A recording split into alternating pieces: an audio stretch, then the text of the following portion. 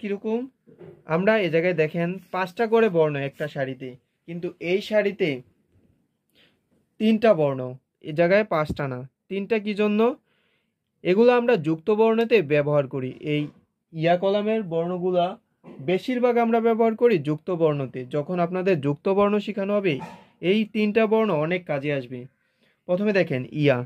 ইয়া লেখার জন্য আমাদেরকে উপরে একটা দাগ টানতে হবে। দিলাম দাগ, দেওয়ার পর নিচ থেকে এভাবে তুলব, দিয়ে এখানে একটা দাগ।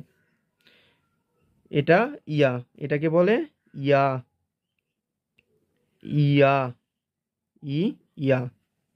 এটা এভাবেও লিখতে পারেন আপনি। এভাবে একটা দাগ দিলাম, এটা দিলাম, এটাও লিখতে পারেন একই, ইয়া। এখন দেখেন একটা বর্ণ বাদ দিয়ে আমরা আবার ইও দিতেছি, ইউ। এটা হলো ইউ, ইউ, ইয়া, ইউ। এটা হবে ইও। ইও লেখার জন্য প্রথমে এই পাশে একটা দাগ দাগ দিলাম। দাগ দেওয়ার পর বাম পাশ থেকে উপর থেকে টেনে এনে এটাকে বলে ইও। ই, ইও। ইয়া, ইউ, ইও।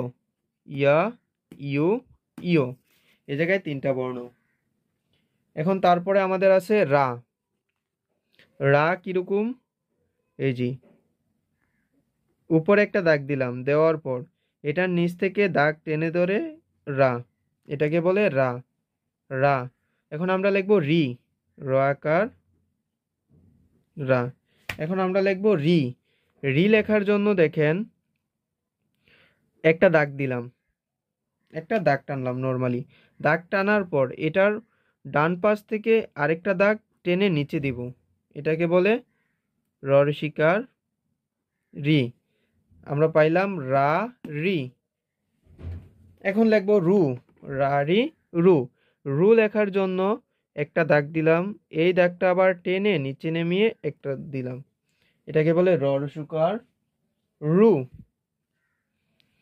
র ঋষিকার রু, রা, রি, রু। এখন আমরা লিখবো রে।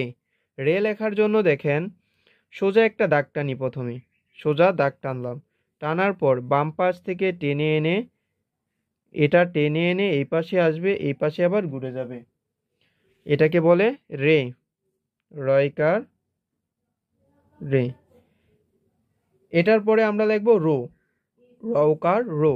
রৌকার রো লেখার জন্য আমাদের রু আর রো একই রকম, কিন্তু রু এর